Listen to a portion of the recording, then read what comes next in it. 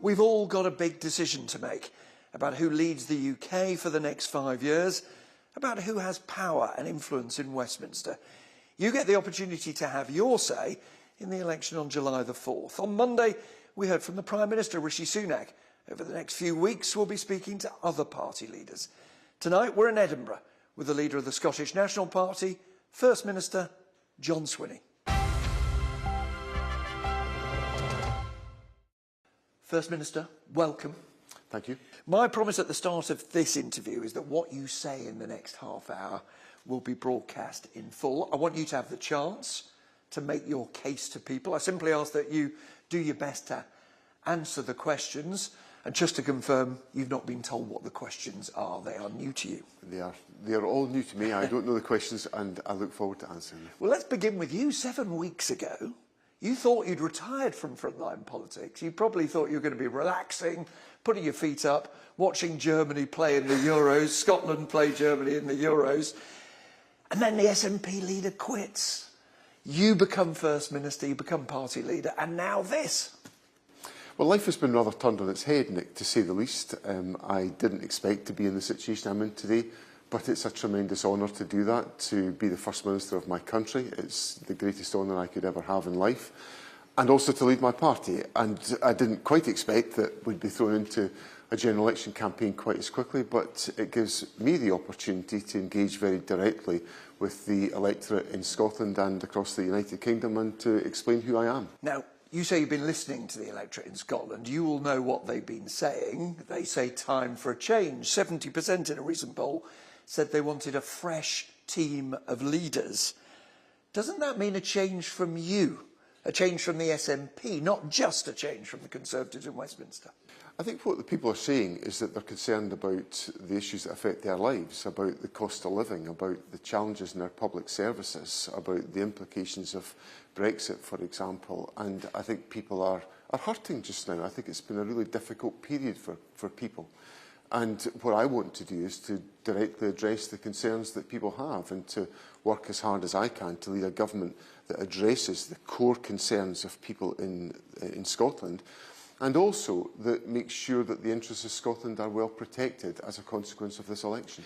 You see, you, the SNP, you've been in power for 17 years. You first came to office before the iPhone was invented. You've been in power for almost all that time. I want to show you a photo. There we are. You, Nicola Sturgeon, Alex Salmond. You are the three musketeers of the SNP.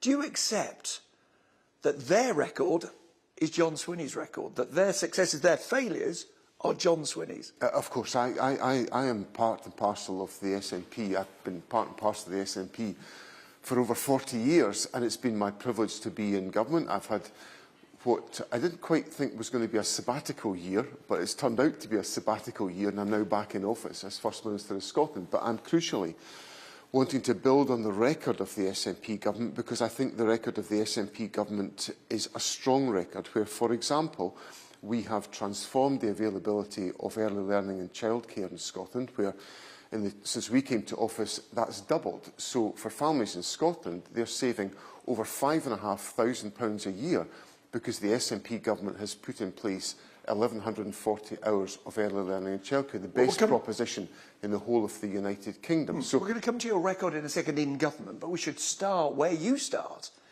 When this general election, let's remember, for Westminster was called, you said July the 4th, election day, is Independence Day. You've promised that, though you haven't published your manifesto yet, you said line 1, page 1, will be independence. What does that mean? What does this Westminster election mean for the move for Scottish independence? Well, what we're saying is that if people vote for the Scottish National Party and we win a majority of seats in this election, that will trigger a process of negotiation with the United Kingdom government to bring about Scottish independence and to enable people to have that choice. So Nicola Sturgeon was right, was she, when she said, if you get a majority, if people, in other words, vote in SNP in the numbers you want, that's it, no more referendums, you're empowered to have negotiations straight away with the government in Westminster for Scotland to leave the UK? Well, what our position is that if we win a majority of seats, there will then be a process of negotiation with the United Kingdom government to give what we set out, and will set out in our manifesto, democratic effect to the rights of the people of Scotland to be independent. So in my view... No second referendum. I'm just coming to that. My view is that that should involve Scotland having a referendum, because I accept that the choice of Scotland becoming an independent country is a choice of great significance for the people of Scotland. So you've changed approach from Nicola Sturgeon. She said no need for a second referendum. Your party conference motion here, I've got it, says the Scottish Government would be empowered in that situation to begin immediate negotiations with the UK Government. You're saying no? No, that's exactly what I'm saying. Immediate negotiations to bring about Scottish independence so that we can have the ability of the people of Scotland to decide their own constitutional future. And for me, that's a fundamentally democratic point. Just so people, forgive me interrupting, I just want to be clear, second referendum or not, if you get a majority of seats? Well, I think the best way to bring about Scottish independence is for there to be an open democratic referendum as we had in 2014. Okay. And everybody accepts that's the best way to go about this. And but if you don't get it, you go ahead. Well, what I'm saying is that we've got to give democratic effect to the wishes of the people of Scotland, and that's what our manifesto will call for. Okay. You also said at the beginning of this campaign, you said the election was about ABC. And I want to go through your ABC. Yep. Your first A was austerity. Now, you have used a number again and again and again in the Scottish leaders' debate last night, accusing other parties of bringing about austerity. Before we come to that, do you accept that independence, line 1, page 1 of your manifesto, independence would itself lead to austerity?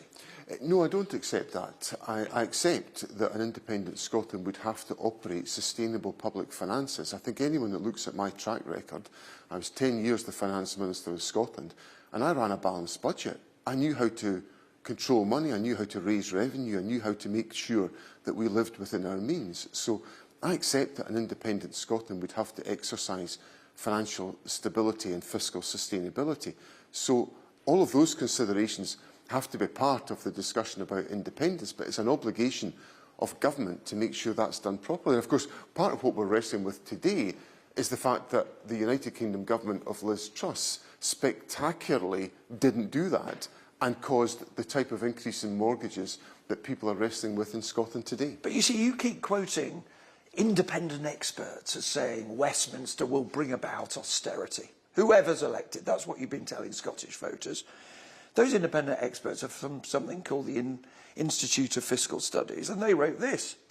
It's highly likely that an independent Scotland would need to make bigger cuts to public spending or bigger increases to taxes in the first decade following independence, bigger than the rest of the UK.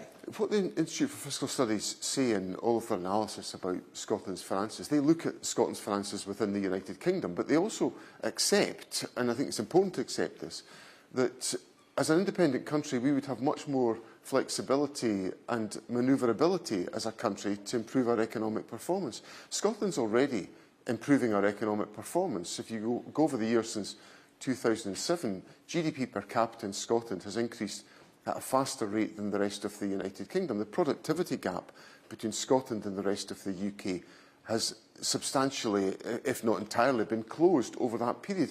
So that's an indication of how we can improve economic performance even within the United Kingdom. But what an independent country allows us to do, and if you look at other small European independent countries, they've got a stronger economic performance than the UK, and Scotland would be in a position to emulate that. Now, I'm going to make you an offer. You're no longer First Minister, I'm going to make you Prime Minister. You keep waving around this warning of £18 billion of cut. I make you Prime Minister now. No, you can't be, of course. But I'm going to make you Prime Minister. What do? Do you cut spending? Do you increase taxes? Because that's what you've done in Scotland, isn't it? You've cut spending so much that in SNP-run Glasgow, teachers are being laid off.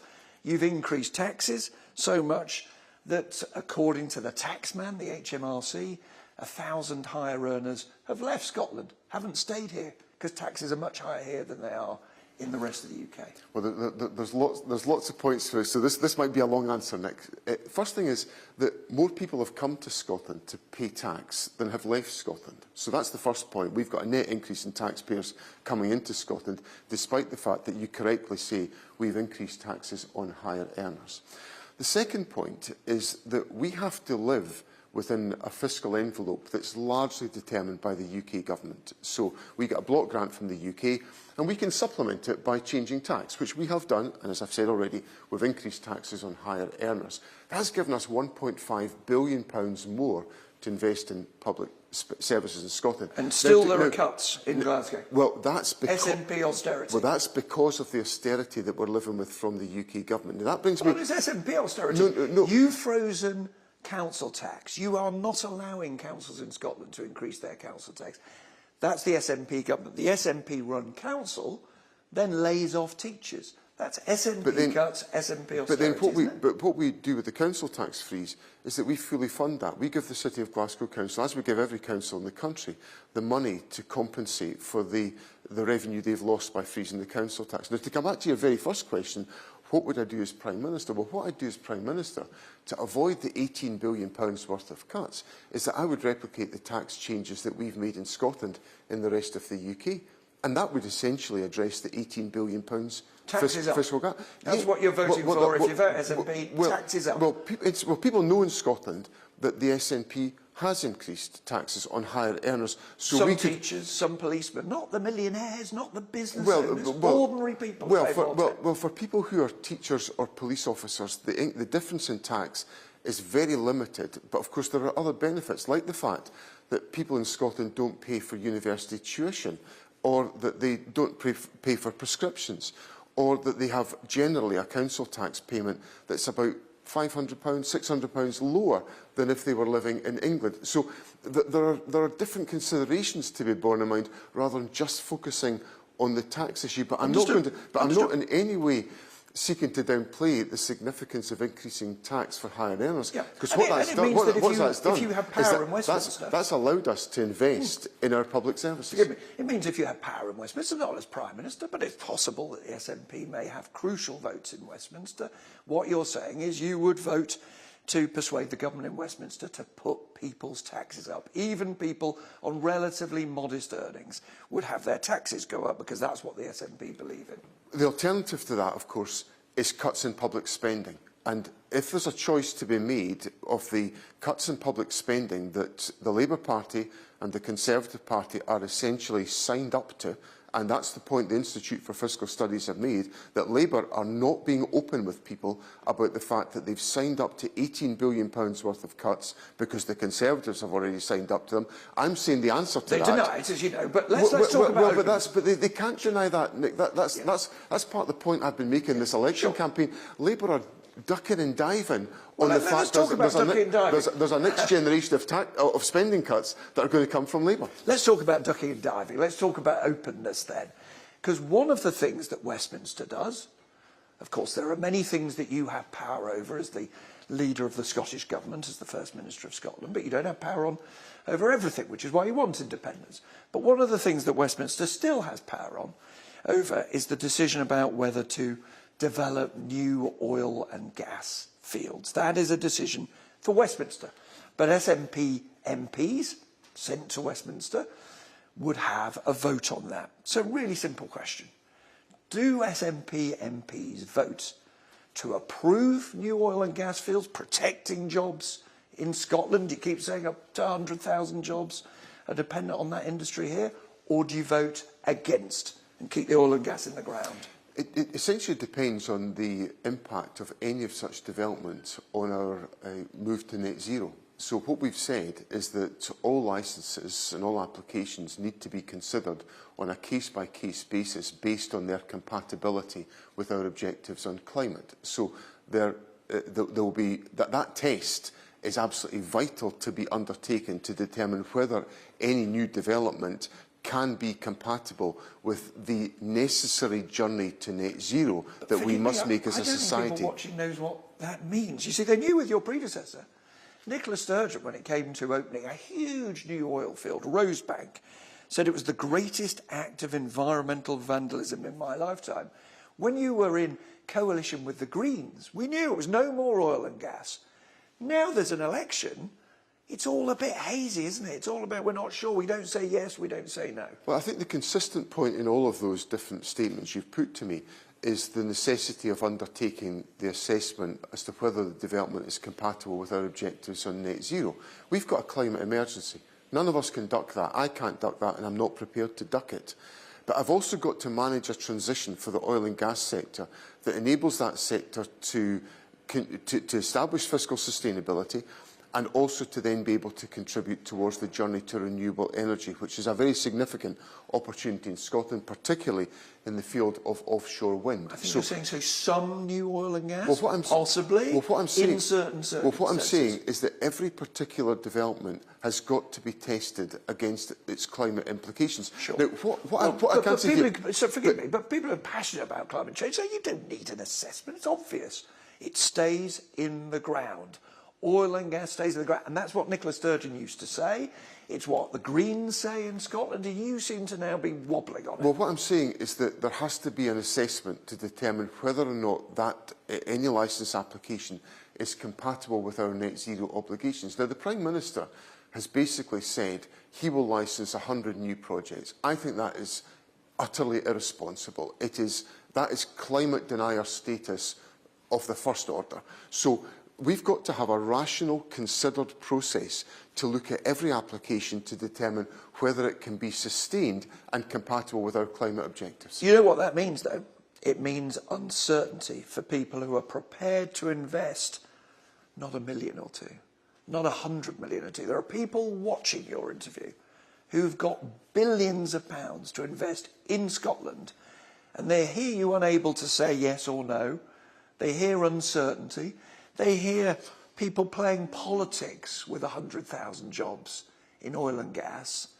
And won't they think, we'll keep our money where we like, we won't invest in Scotland? I think what they'll hear is a rational process from a rational government, which says we've got an obligation to get to net zero. We've got to tackle the climate emergency and we've got to make our contribution to that. And the oil and gas sector accept that. They accept that journey's got to be made.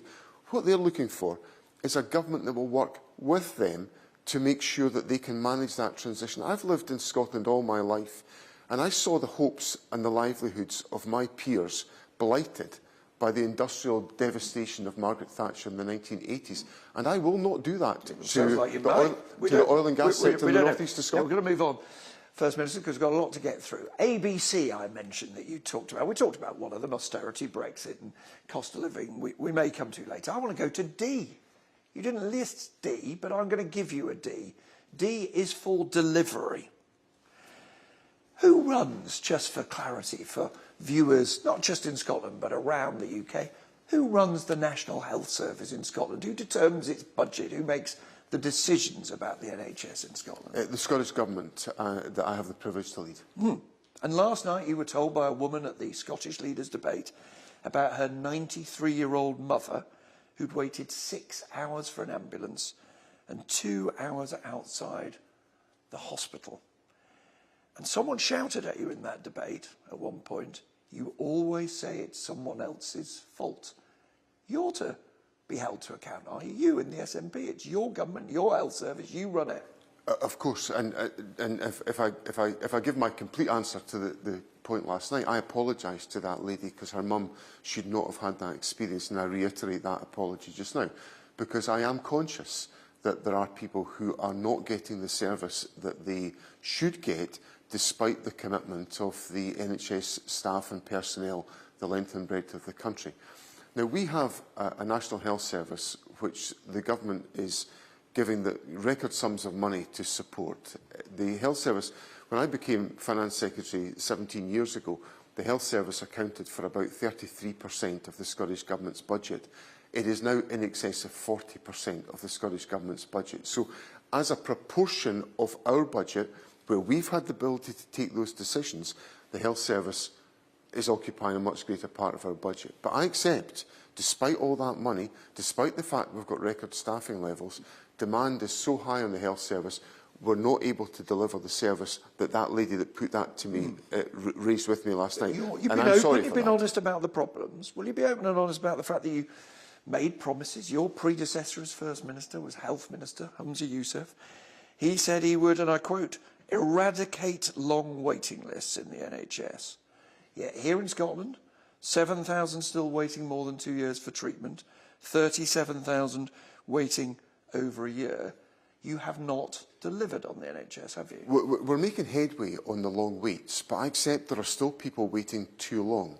There are other measures which show the comparative performance of the health service in Scotland. So if you take A&E waiting times, for example, Scotland has, in core sites, the best performing A&E system in the United Kingdom, better than England, better than Wales, and we've had that Still status. the worst ever in the history of Scotland. Well, that's in a Worst sense. ever. In a sense, my point is this: that we have an A&E system that is performing the best in the United Kingdom, and we have done so for the best part of 10 years. But there are still challenges that exist within the National Health Service, But you see, despite First the Minister, fact when you that say we've this, substantially you run funded the the NHS system. in Scotland. You have all the power. You tax more than anywhere else in the United Kingdom. You spend more on the NHS per patient than they do in England and Wales. And yet still, you've got 37,000 people waiting more than a year. And I think that's a measure of the scale of demand there is for the National Health Service, and we've got to honestly confront that. That's why we're leading debates in the Scottish Parliament about the reform that's necessary to make sure that we have much more emphasis on prevention, so that we're supporting people to live lives more substantially within the community and not require hospital intervention, so that that can get us into a situation where we reduce the demand that is presenting on the National Health Service. Now, one other delivery point, schools. Why have they gone backwards under the SNP? You'll know there's an internationally recognised way of comparing the way schools perform on maths and reading and science. There's no complicated statistics in this. You're sliding down the tables. And you, Mr Swinney, you were responsible for Scottish schools for 6 years. You were the Minister for it. Well, there's a variety of data that you can look at. You know, for example, National 5, which is our central qualification in Scotland, there was a record level of National 5 passes achieved by pupils in Scotland in 2023. If you look at the outcomes that young people are achieving from education, we've got a record number of young people leaving school in Scotland and going into university, college, training or work as a consequence of their education. It's an international measure. It's not disputed. Nobody says, oh, there's a better way of measuring. This is the international recognised. Scotland schools are going down and England schools are going up. It's one of the measures, and what I'm saying to you is that there's a variety of measures that can be looked at, and the outcomes that have been achieved in Scottish schools are resulting in the highest number of young people, the greatest proportion of young people, going on to positive destinations as a consequence. I said D was for delivery. I'm going to give you another D. D is for distraction. D is for division. You spent in the Scottish Government, when you were at the heart of it, an enormous amount of time in a way that divided your nation, discussing how people change their gender rather than delivering. If there is a Labour government, will you pursue that? Will you still try to change the way in which men and women can change their gender? I think the key point here is that the Scottish Parliament decided these issues. It wasn't the Scottish Government, it wasn't the SNP on its own. The Scottish Parliament, with support from the SNP, Green, Liberal Democrat, Labour and Conservative members, voted for the legislation that was passed. It's a simple question. Do you pursue it with a different government in Westminster, or do you drop it? Well, clearly, we're unable to pursue it because if there's a new government, that would be up to that UK government to determine are they going to change their stance. But as things stand just now, I can't pursue it because the law makes it clear I can't do that. I don't know if you've changed your stance. You see, after the row about a rapist called Adam, sent to a woman's prison after he changed gender whilst waiting to stand trial and asked that he be called Isla, have you, John Swinney, changed your attitude on this controversial topic? Well, I think, there's 2 points I'd make there. The first is that we've got to be absolutely focused on making sure that we protect the rights of women and girls as we wrestle with all of these issues. And these are legitimate and real issues. We've got to protect the rights of women and girls. We've got to protect single-sex spaces. And the Equalities Act, of course, enables us to do so. The second point is that we've got to understand that there are great challenges that face the transgender community within our society. I don't want to do what others have done, which is to turn a minority or try to turn a minority into an enemy. I want to bring people together. I think you haven't changed your mind on it, but you've had the chance to say if you have. Let's go to what the core issue for you is, the politics of this general election. Remember, voting for Westminster, you hardly need reminding of that. There's a simple point that many people make. If, as many Scots do, they want the Tories out of Downing Street, out of government in Westminster, it's very simple. You vote for the only party that can replace them in power in Westminster, the Labour Party. You vote for Keir Starmer's party. I don't think it's as simple as that at all. I think what's happening is that the Conservatives have completely and utterly lost it in England. It's very clear that England is going to vote to oust the Conservatives. So in Scotland, we've got to think very carefully about what we do. And the point I've been making throughout this election campaign is that an incoming Labour government has committed itself to carry on with Tory austerity, with £18 billion worth of cuts that they've signed up to. And people need to understand that. They haven't said that, to be clear. Well, they've said... You think it will happen, but they haven't said it. They've signed up to it. Yeah. They've accepted the starting point. That's the key point. And what I'm saying is that people in Scotland need to understand the folk who will always stand on their side, who will always defend the interests of Scotland, will be SNP members of Parliament. And that's why people should vote SNP in this election. There are dozens of seats in Scotland that could make a difference to who is the next Prime Minister of this country. Are you really saying that you think there is no difference between having Keir Starmer in Downing Street and the Labour Party or having Rishi Sunak? You're willing to take that risk? Well, I don't think there's any risk involved because England is going to vote against the Conservatives. It's plain, it's absolutely clear. You spent 20 years telling people they've got to have independence because England always votes for the Tories. Listen, England's going to vote against the Tories. It's absolutely crystal clear. So people in Scotland have got to decide who's going to protect them at Westminster, and the SNP will do it. Let me ask you one final question, John Swinney. After 17 years in power in Scotland, after 9 years as the biggest party in Westminster in Scotland, 3 leaders in 2 years, 1 questioned by the police, the other resigned having lost the confidence of Holyrood, failures to deliver in the NHS and in schools, what you yourself have called a housing emergency in Scotland. Does the SNP really deserve the votes of Scots? The SNP's had a tough time in the last few years. I'm the first to accept that. That's why I'm here. And I'm here to sort it out and to strengthen the SNP and to build the trust with the electorate. And that's exactly what I'm doing.